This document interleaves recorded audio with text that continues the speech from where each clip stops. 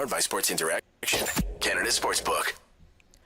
Well, hello everyone, and welcome back to Game Over Winnipeg. My name is Lyss, and I am joined by my wonderful friend Justin today to break down this overtime win for the Winnipeg Jets against the Nashville Predators.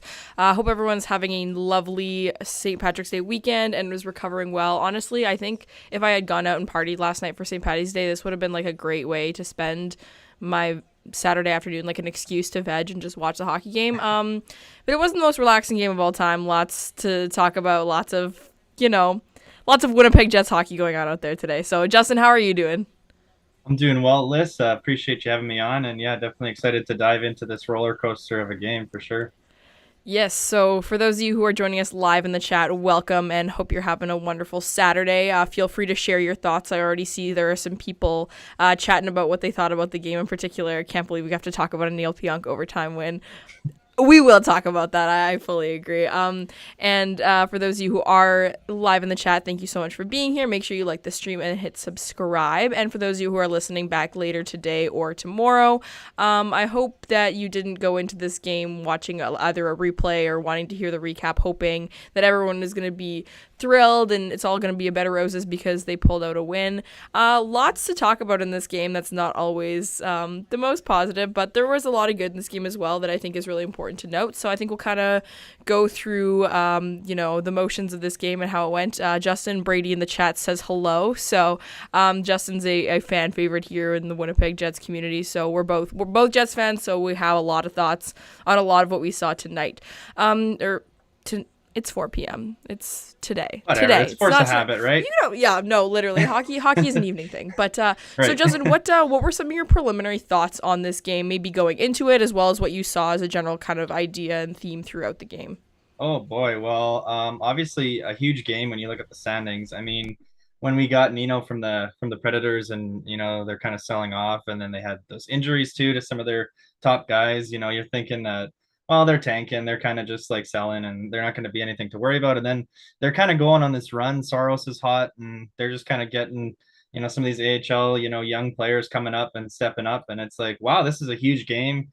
Nashville's right on our tail. So you're kind of hoping that, there was some good, some bad against some of the, league's top competition there at out east. And you're kind of hoping that, well, this is now a step down from that. And you're thinking, hopefully they can take the positives in and have a good smooth show here, but it was anything but that. I honestly felt like about 45-50 minutes of that game I'm just like I'm Kevin Shoveldayoff in the press box there with his like hands over his face, just he face palm, can't believe what's going on, stressed out. I thought for sure this was had a Jets loss written all over it. I mean, just recently, most of this year they've had trouble scoring. They've been out shooting teams. That was a problem in past years, that they couldn't outchance and outshoot teams. And now, but they could always make up for it in the finishing department. And now it's kind of reversed, and they just can't seem to score. And I didn't know that the goals were coming. And thankfully, Nick Ehlers with a beauty there gets them going. And you're thinking, okay, well, maybe there's something. And then they give it right back up. What was it, like 30 seconds later? And it's like, oh boy, you're thinking this is going to be a backbreaking loss. But somehow they found a way. And I mean, good teams find ways to win. I'm not sure that I'm ready to call the Jets a good team again, but it's definitely an important win, and glad to see that they were able to get the job done one way or another. Yeah, absolutely. I think that, like you said, so many circumstances surrounding this game, and every game over the course of the next, couple weeks as the season closes out is going to be important. But these interdivision ones against the likes of Nashville in particular, and also I believe we have some Colorado and Minnesota coming up as well. Like, those ones are going to be huge. And I think it's really important to prove that you can win in these situations where you have to win. This was a must-win game, and the next game at the beginning of April against Nashville is going to be a must-win game as well. Obviously, things can change on a dime in this division, and one clear 2-point win and a 0-point loss can change the change the weight of the scales significantly. So I think going into this one, that was probably on the top of everyone's minds.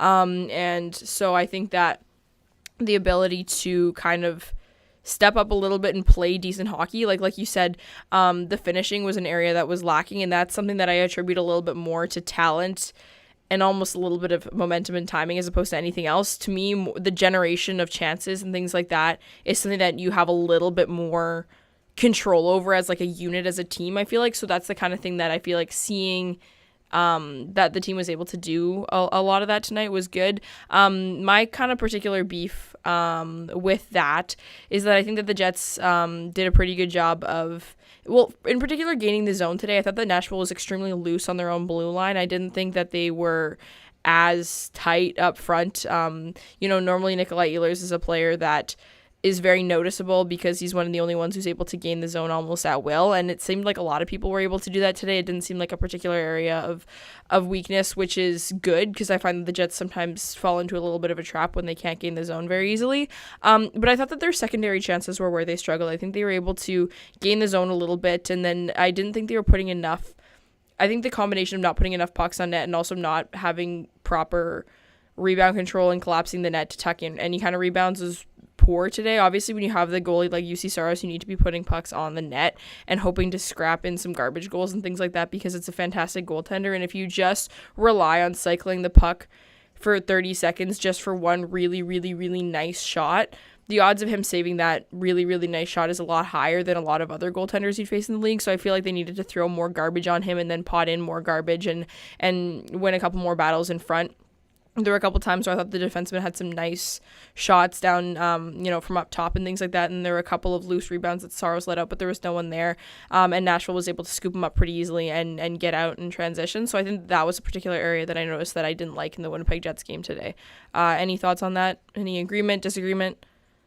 Yeah, I definitely see where you're coming from. I think, especially with that point that I felt like they were, it was a little bit too easy if you look at it from a Nashville perspective for the Jets to kind of gain the zone. I felt like they had I think in the first 10 minutes of the game, like Nashville maybe only had like 1 minute of zone time compared to like the Jets 5 or 6 minutes. They were kind of dominating that regard.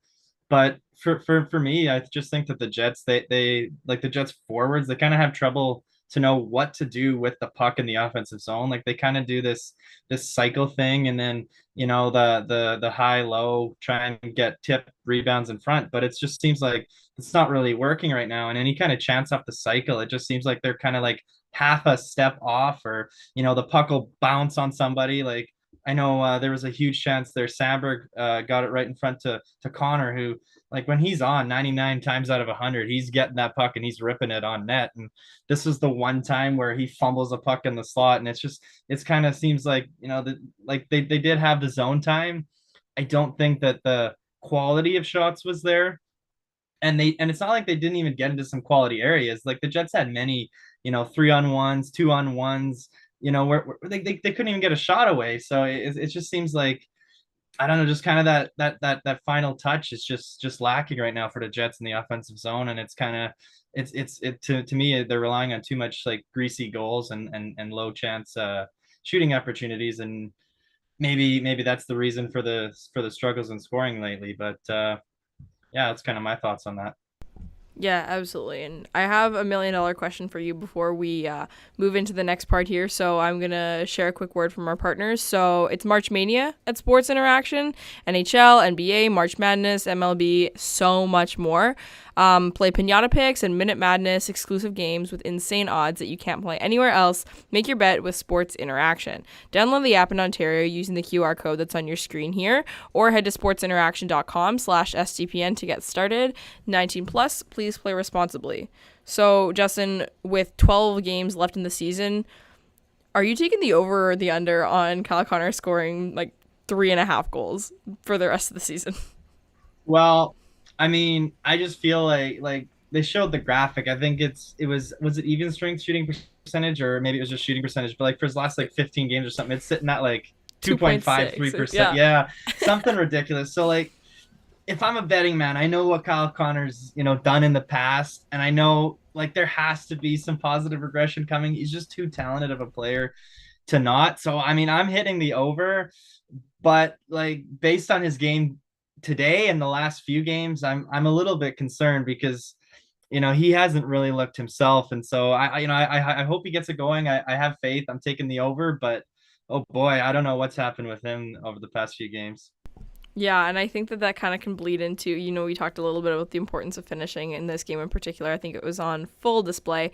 And Brady says in the chat, 26 on the power play is a black hole. And Noah's in the chat sharing some Bones post-game quotes as always.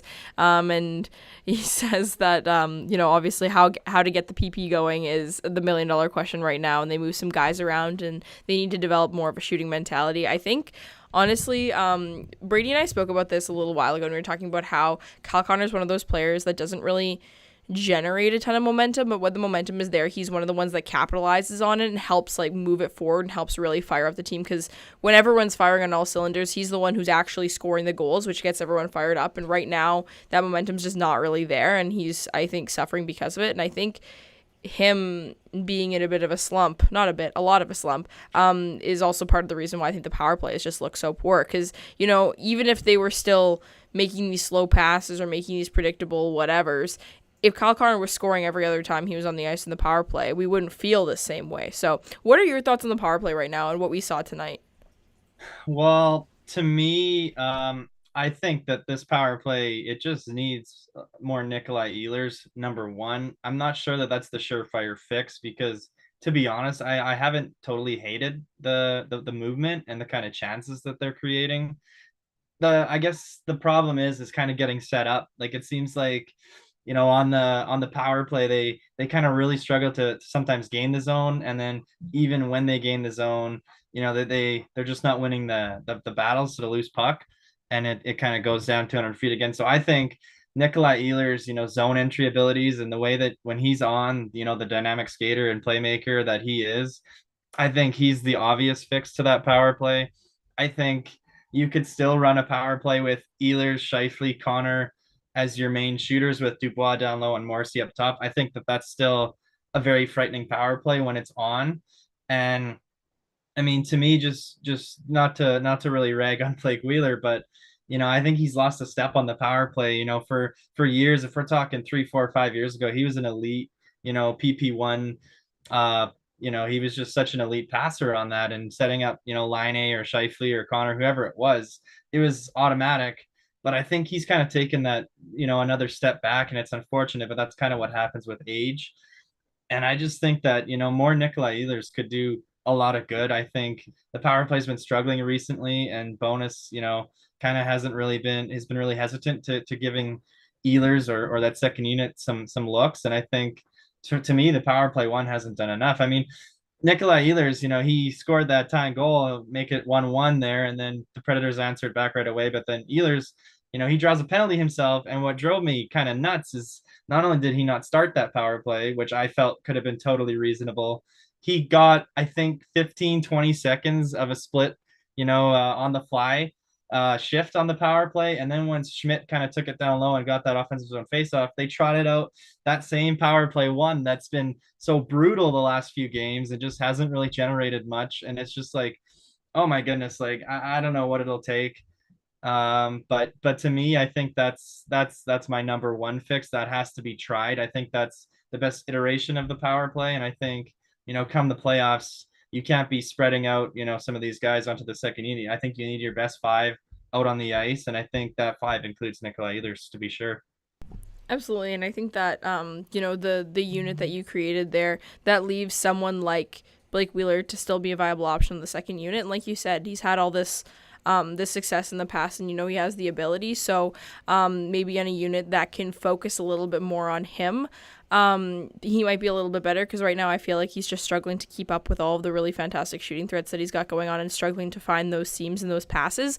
We have someone from Game Over Montreal who's in the chat right now, who says they're visiting and also waiting for the Pierre-Luc Dubois for a third rounder trade. So Brady's giving him grief in the chat. Don't worry. Brady's on that for us.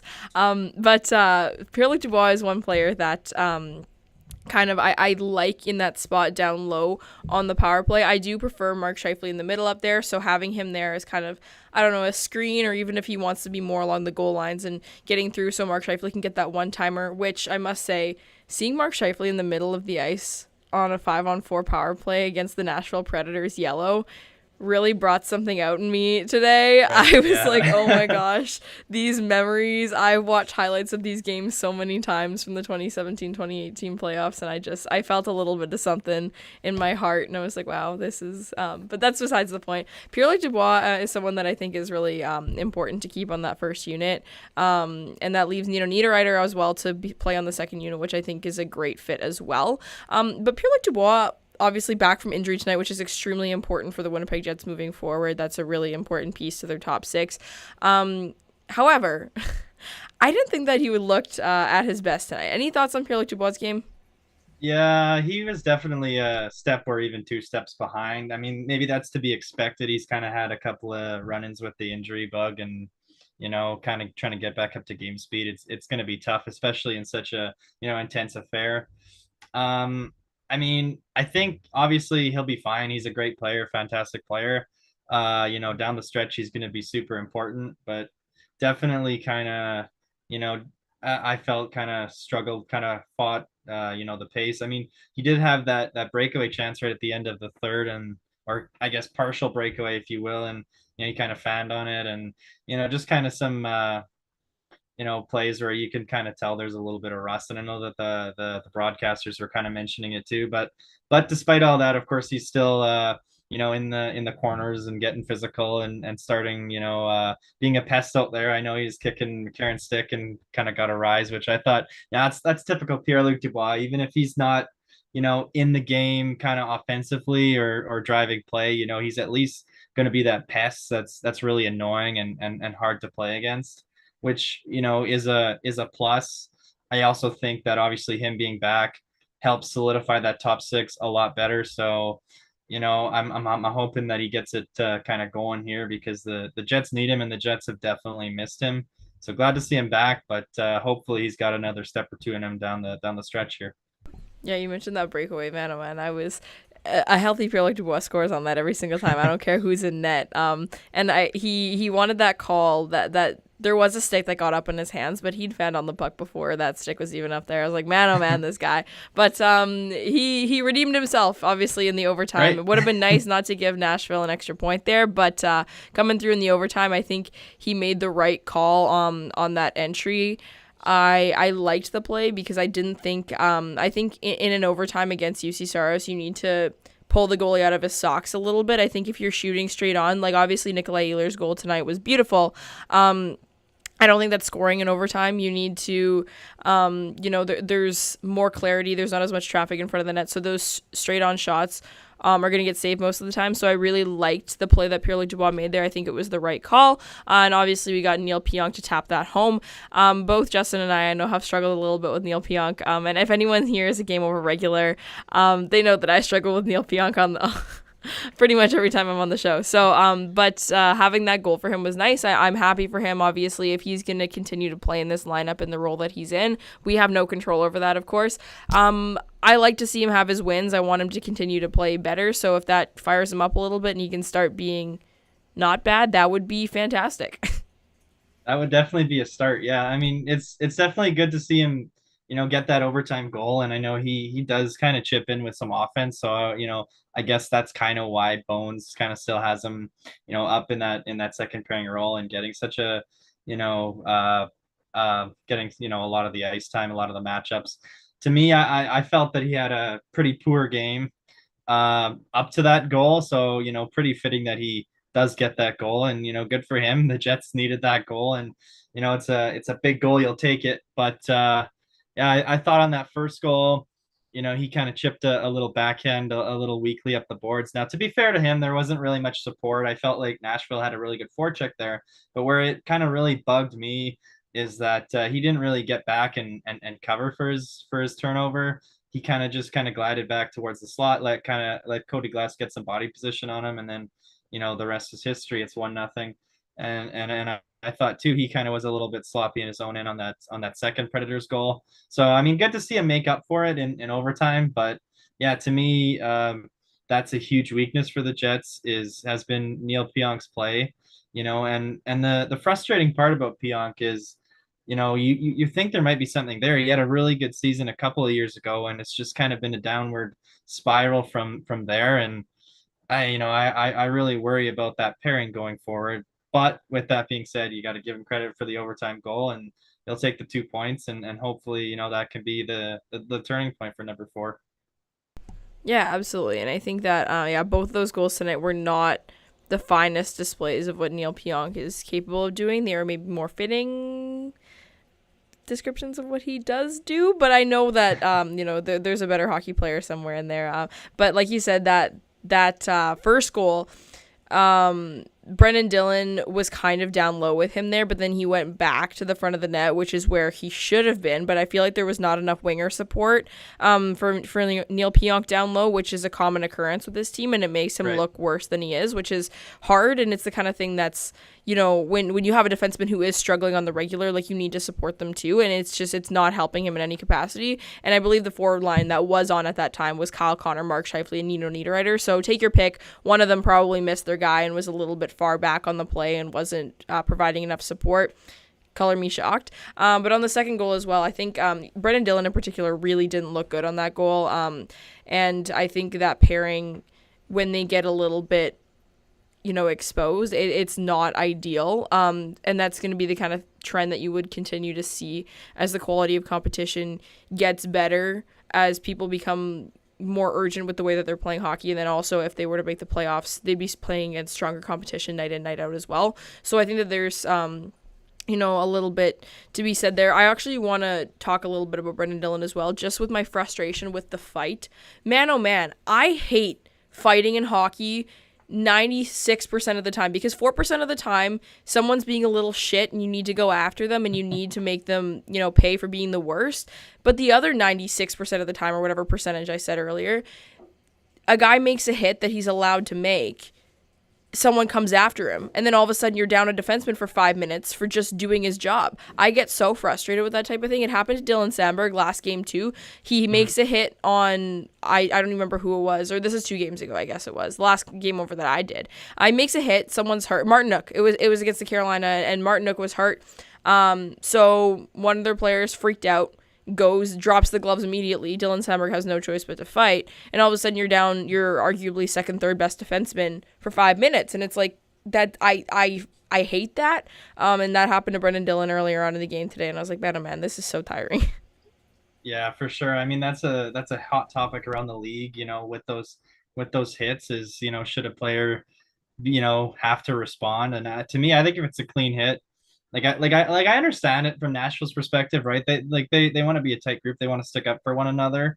And so I understand coming to the aid, but I really don't think you should be, kind of forced to answer the bell if you make a clean hit. Like, it really should be, the onus should be on Dylan in that case. And I know Dylan's a guy that can handle himself. And so he'll certainly answer the bell and drop the mitts there. But yeah, to me, I just kind of think that I do get it from the perspective of the opposing team, where they want to stack up for their guys, but I don't think he should be forced. And I mean, we did see the instigator penalty called on that play, Finally. which put the Jets on a power play. So I wonder if that's kind of something that's been talked around the league, with the GM meetings, if they're putting that in play or what. But certainly haven't seen much of that around the league this year. And yeah, it was certainly I was kind of puzzled. I didn't expect it, by definition of the rule book, that's, I guess, how it should be called, but you don't really see the rule book be 100% doesn't mean much right now. In the NHL,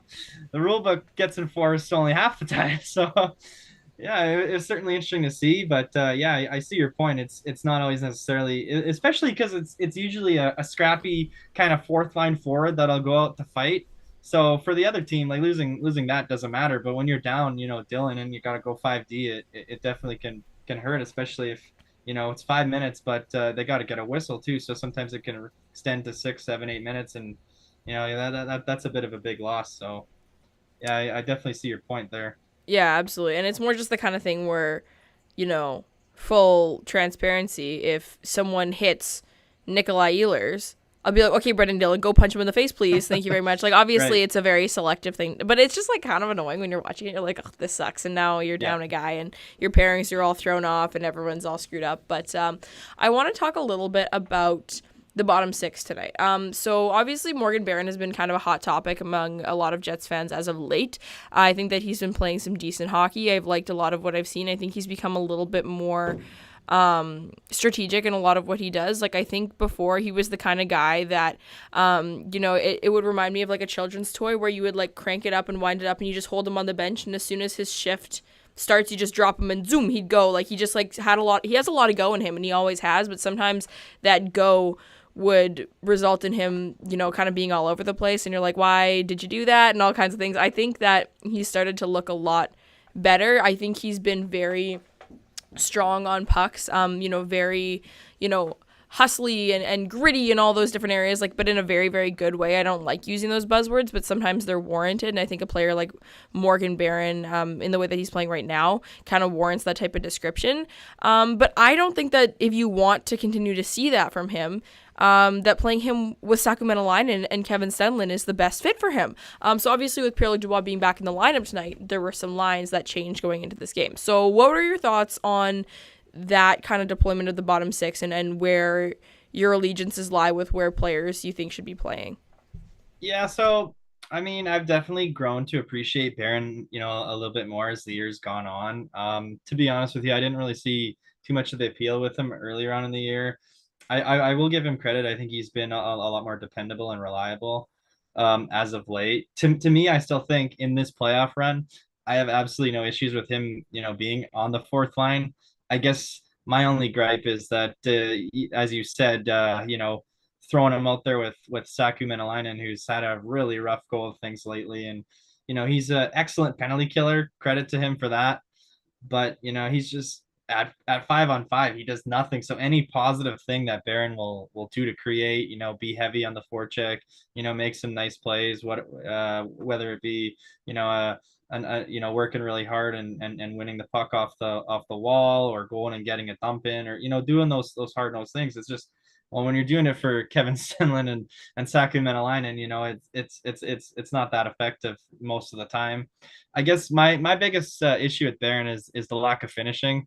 But he is only, what is he, 23, 24. He's still young, so that could certainly develop. And I see a lot of the comparisons to perhaps an Andrew Kopp, and that would be such a welcome addition to this Jets roster. I think Kopp is a guy that the Jets do ultimately miss, although maybe not at the money that he got paid this summer. But yeah, to get back to your point on the bottom six, I mean, I do kind of like Barron and Lowry as kind of a duo. So it is a little bit unfortunate to see those guys split up. Ideally for me, I think that is an awesome fourth line: Barron, Lowry, and Guy, which probably Guy would be filled in with Mason Appleton, right? I think that's a pretty solid fourth line. To me, when Perfetti comes back, if assuming that they do make the playoffs, I wonder if he would have a nice little fit with the Mesnikov. The problem is that's a little bit more of an offensive line, and that bottom six just has no offense. So I don't know who'd be the third guy with them. But yeah, to me, I do kind of like Barron and Lowry together, and it's awesome to see Lowry get back on the score sheet. He's had such a rough go of things lately, at least offensively. And I mean, to be fair to him, he has had a rotating door of wingers for most of the year, and he's been elevated into the second line center role at sometimes, which I think is a role that's way over his head. And he's kind of had the waiver wire wingers alongside with the ride for him for plenty of the year. And so it's good to see him get kind of rewarded and play that hard-nosed game and get that huge goal for the Jets. But yeah, I mean, with Nemestikov there, I think it could maybe add a little bit more of an offensive element to that line, which has been just so desperately needed for the Jets, right? Like they've just been so poor with the depth scoring and the bottom six just not able to find the net. And so, one game there with Nemestikov and they're already on the score sheet. So maybe that's something to look forward to going forward. But yeah, I mean, we'll see how it all shakes up during playoff time. But I think for me, I really am hoping that Perfetti can get back and healthy so that hopefully we can finally see Saku Maenalainen out, because as I mentioned, really good penalty killer, but just everywhere else it's kind of like, what do you do here? No, for sure. And I think you make a good point about obviously that Lowry goal. And again, it goes to our point. Lowry was in a perfect position there to pot in a loose rebound that came. It was a good shot. Like it was the right kind of shot for that type of thing, and you had the guys and you had the support down low to capitalize on it. So obviously super nice for Lowry to see that.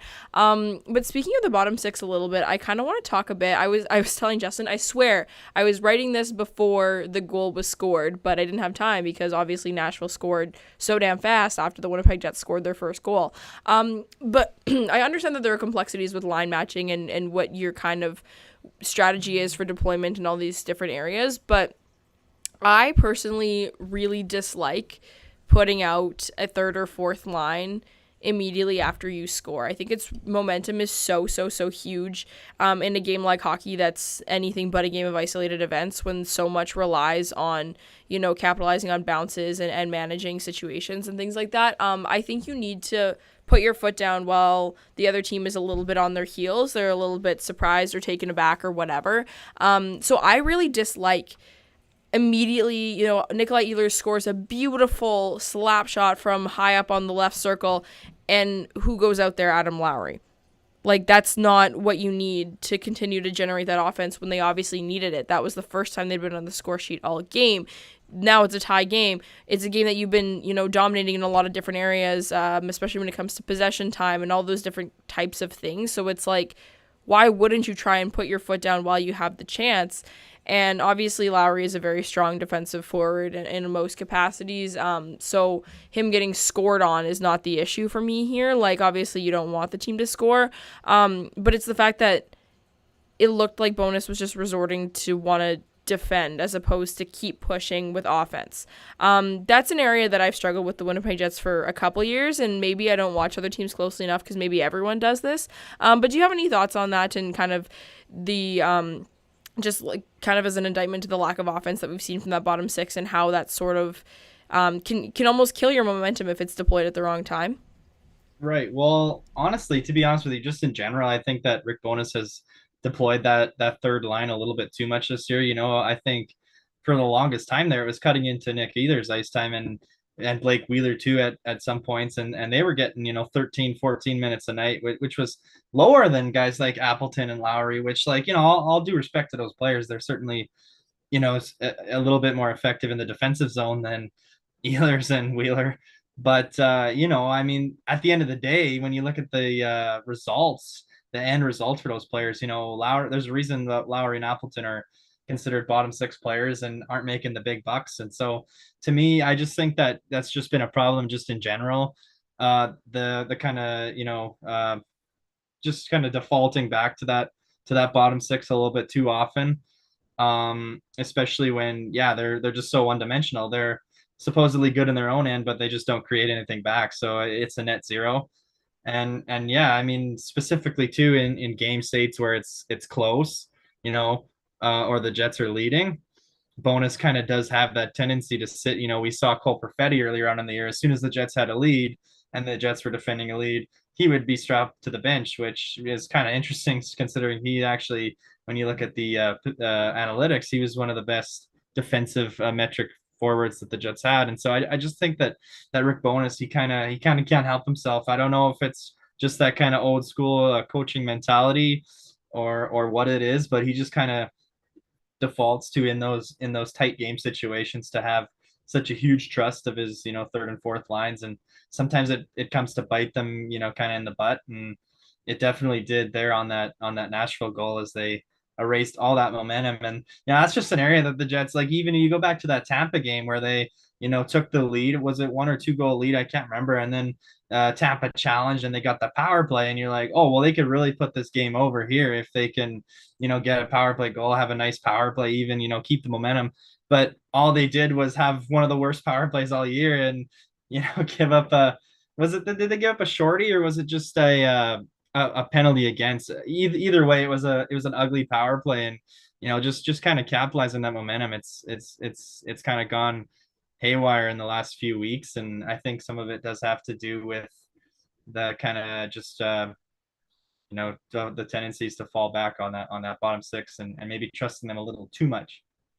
Yeah, absolutely. And I think it's the kind of thing where, if you look at, uniquely something like the beginning of overtime, right? Out they put Morrissey, Kyle Connor, Mark Scheifele, and then the second unit, Neil Pionk, Nikolai Ehlers, and Pierre-Luc Dubois. You know who your guys are that are going to generate your offense. And then that's what you need at that time. So don't, typecast someone as something they're not, because that's not going to solve any problems for you. So I think that kind of covers the general gist of, the in-game specifics that I wanted to talk about.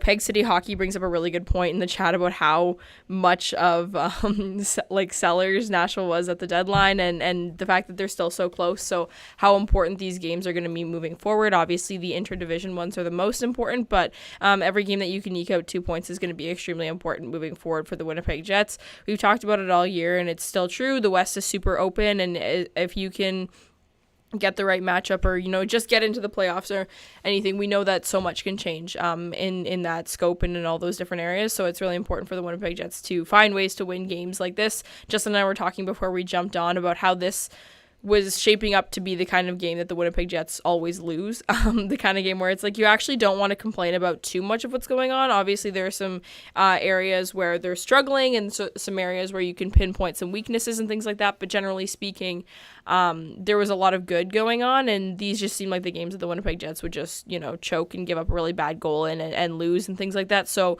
pulling out a win on this is really important. And what is the hockey guy term? Identity win? It feels like an identity win a little bit. I hate that term, but it's the kind of thing that every win from here on out is going to be an identity win. So it's going to be really important that the Jets continue to do what they need to do to eke out these wins. So back at it again tomorrow, of course. So I believe the game is in St. Louis, correct? Yes, I think so. So these back-to-backs are always a little bit scary, but St. Louis is also a team that they may not be in the same type of playoff race that the Jets are in right now, but interdivision games, you never want to lose those, and it's always, a fun time when Jordan Binnington's going to be in net, so it'll be very interesting to see what happens. He's suspended, isn't he? Oh, right. I think, yeah. Right. Mr. Goodwill Hunting is out of here. Against Fleury there during the middle of the week there. I think he's suspended, so. Oh my gosh, he's so unbearable. No meltdowns. Well, yeah, Mr. Goodwill Hunting is just, main character of the NHL at all times in the worst way possible. But, so yeah, we'll be back here tomorrow. I have a guest, Mike Gould, is going to come on with me, so we're going to chat a little bit about the game. It's going to be a ton of fun. And then Brady and I have a couple of other guests and fun things lined up for the rest of the season, and hopefully we'll be catching you all at all of those games, as well as some postseason ones after the 82-game season is up. So, Justin, thank you so much for jumping on Game Over with me today. Justin and I are both very active on Twitter. We've been longtime buddies on there since we've found each other over our mutual hatred / love of the Winnipeg Jets. So if you're anything like us, make sure you go check us out on Twitter. So my handle is at LYSSHOUDE, and Justin, I believe yours is at Justin_L_99, correct? You got it, yep. Excellent. So yeah, you guys can check us out on there, and we will always be back here on Game Over Winnipeg on SDPN, where there's always a lot going on to cover Winnipeg Jets games. So thank you so much, everyone, for tuning in this afternoon. Enjoy the rest of your evening. I guess I can kind of say that now because it's 4:30 p.m., and we will see you tomorrow. Game over! Powered by Sports Interaction, Canada Sportsbook.